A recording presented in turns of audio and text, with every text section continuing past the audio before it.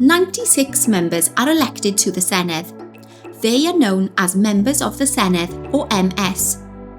From 2026, Wales will be split into 16 voting areas, called constituencies. Each constituency will elect 6 members.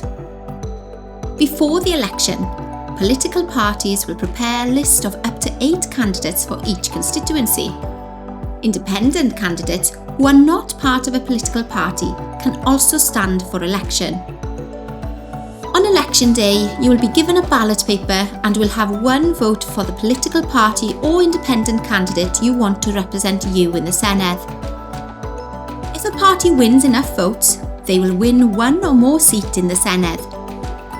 So, if a party wins 3 seats in a constituency, the top 3 people on their list will become members for that constituency. If an independent candidate wins enough votes, they will also become a member of the Senedd for that constituency.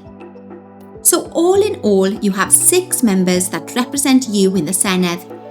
This makes it more likely that at least one member will be from the party you support and share your views on a particular issue.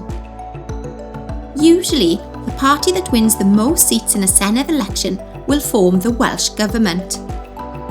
If no party wins a majority of seats at the election, then 2 or more parties may decide to work together or form a coalition government.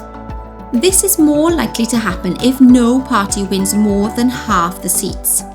The members choose a presiding officer, who chairs meetings in the Senedd.